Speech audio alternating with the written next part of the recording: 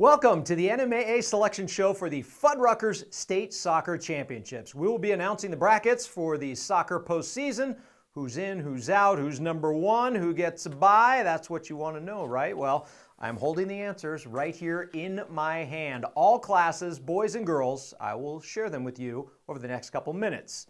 I know Centennial is watching, so is La Cueva. Sandia, they're watching to find out their seed. But before we start, I want to go over some of the criteria that goes into the seeding process.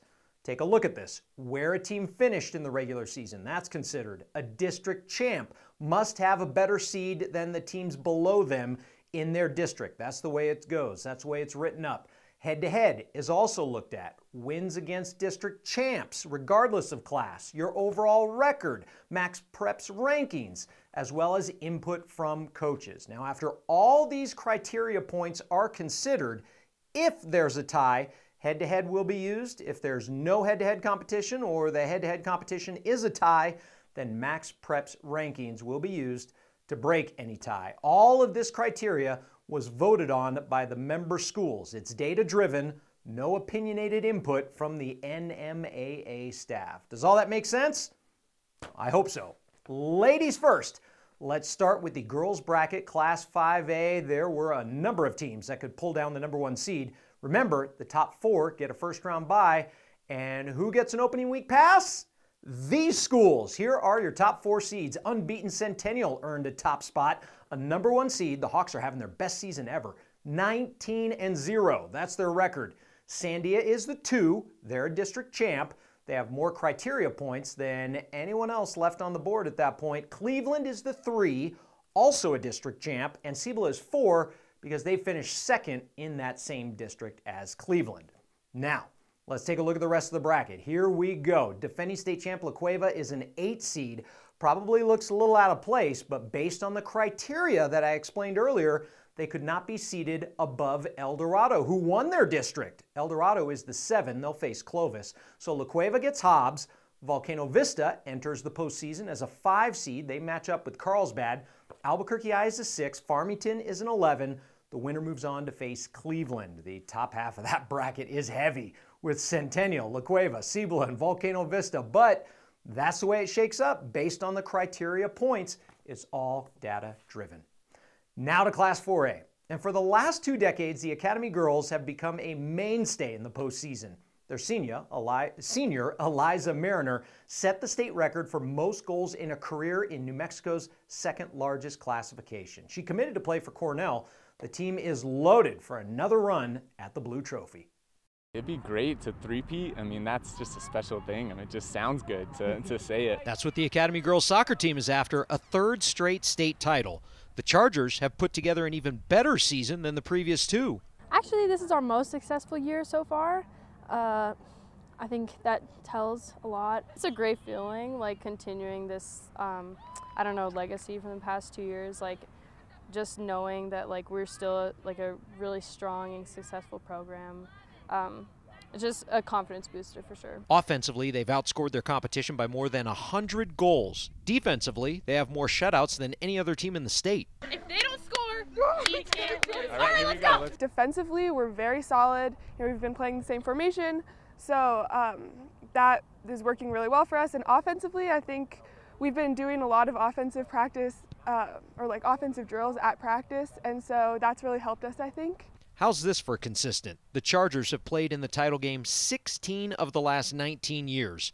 The program has 10 state championships, putting a big red target on their jersey heading into the playoffs. Even when we're not successful, we have a target, to be honest. But especially because we've been so successful.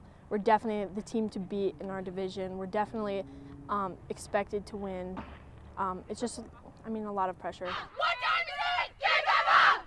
It's going to be kind of a stressful postseason, but I think we can be successful. There's a lot of expectation for sure because we've been so successful in the past, and like what we need to do at this point is just put that behind us and focus on playing our game.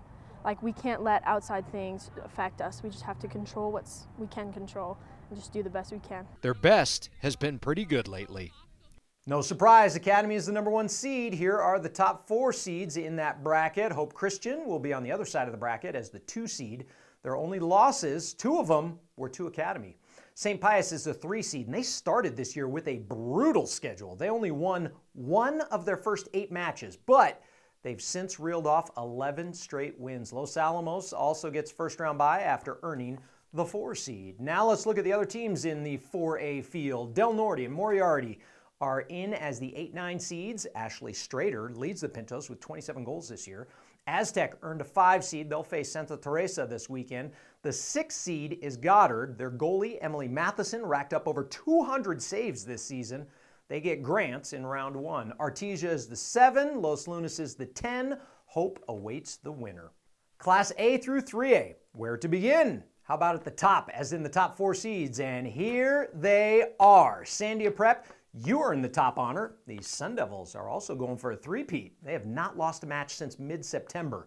Socorro is the 2 seed, and what a season they are having. A 19-1 record. Their only blemish was a 2-1 double overtime loss to Bosque. Bosque is the 3, Hatch Valley's the 4. Hatch Valley's only 2 losses are to Socorro. Here's how the bracket looks heading into this week. The 8-9 matchup is East Mountain against Robertson. Winner gets top seed Sandia Prep. A pair of Santa Fe schools are matched up in the 5-12 seeding. Santa Fe Prep against Santa Fe Indian School. St. Michael's is the 6. They'll take on 11 seed Academy for Technology in the Classics. The final first round game in the bracket is Navajo Prep, a 7 seed going up against 10 seed Rehoboth. Socorro will await the winner. On to the boys, and we're going to stay with Class A through 3A. The seeding is in, the teams are stacked up, and here's how it looks. The Sandia Prep boys are number 1, just like their girls team. The Sun Devils made it to the final last year, but came up short against Hope. Robertson, you are the 2 seed. Monte del Sol is the 3. The Dragons are 13-3-1 and haven't lost this month. Hatch Valley, you get a first round bye as well by earning the 4 seed. The Bears have 8 shutouts this season. The boys' Class A through 3A bracket looks like this. We've had 3 different champs in each of the last 3 years in soccer's smallest classification. 8 seed Socorro, you are against 9 seed New Mexico Military Institute. Tierra Encantada is the 5. They only have 2 losses on the year. They'll face 12 seed Desert Academy. In the lower portion of the bracket, St. Michael's is the 6 against Santa Fe Prep as the 11. Bosque earned a 7 seed. They will go up against Rehoboth, the 10 seed. The winner moves on to face Robertson. How about boys Class 4A? Alamogordo won it all last year, preventing Academy's three-peat. Who gets the number 1 seed this year? Who could it be? Oh, that's right, St. Pius, that's who. The Sartans are 16-2. Their only losses to La Cueva and a double overtime setback against Albuquerque High in the final seconds. I remember that match. It was a good one. Academy is the 2 seed on the other side of the bracket. Santa Teresa gets a first round bye with a 3 seed. Santa Teresa's last loss was September 8th, so they're heading in the right direction. Chaparral climbed into the top 4. Congrats to them. Boys Class 4A bracket appear. I can't believe that worked. Lovington is 8. Los Lunas is 9. They get paired together. Los Alamos is a 5. They get Goddard in the opening round this weekend. And this one will match up 2 of the top scorers in the state. Hilltopper senior Arthur Steinkamp leads the state with 36 goals this year. Goddard senior Gabriel Sanchez is 2nd in the state with 35 goals. Taos will take on Highland in the 6-11 matchup. Taos 8th grader Alex Wagoner found the back of the net 34 times this year. That kid can score. Hope is a 7. Aztec the 10. The winner of that match will face Academy on November 7th. So, there you have it. The brackets for the Fuddruckers State Soccer Championships. Good luck to everyone. We will see you out there. Wait, what? There's still one more bracket? You sure? I thought I got them all. No. Oh, that's right. Boys Class 5A. Albuquerque High beat La Cueva in last year's final, but the Bears had a chance at top seed status heading into this year's postseason. Would it be La Cueva? Maybe Cleveland? How about Hobbs? How do the Bears feel about it? I mean, it's always good to get the 1 seed, but 1, 2, 3, 4, we just want one of the top 4 seeds, and from there, it's game on. Well, game on. Here are the top 4 seeds in the state's largest classification. The Storm snatched up the top spot. They are the 1. Hobbs is the 2. La Cueva the 3. And Albuquerque High 4. That's the way it shakes up. All get a first round bye. A lot of discussion as to how those top 4 were going to stack up. Several teams out there wondering if they got in and who they'll play. Wonder no more. Here's the bracket. Alamogordo is back for more in a new classification. They come into the postseason as an 8 seed and get 9 seed at Trisco Heritage. The 5-12 matchup is Clovis and Santa Fe. Winner moves on to face defending state champ Albuquerque High. Mayfield is a 6 seed. They'll take on 11 seed Gadsden this weekend. Volcano Vista is your 7, Rio Rancho the 10, and those two are district rivals. A little less than 2 weeks ago, they played to a 1-1 tie, so that should be a great one. So there it is, 6 brackets, 72 teams based on criteria, lots of soccer, and it all starts this weekend with first-round games. The quarterfinals and on will be played at the Bernalillo Soccer Complex. Remember, it's a Wednesday, Thursday, Friday run. There was a conflict with the venue on that Saturday, so the quarterfinals start Wednesday, November 7th, semifinals on Thursday, and the finals on Friday. So ask your boss for those days off. We're giving you an early heads up. I'll be out there. Come and join us. Watch the soccer action. It's going to be great. Good luck to all the teams, and remember to compete with class.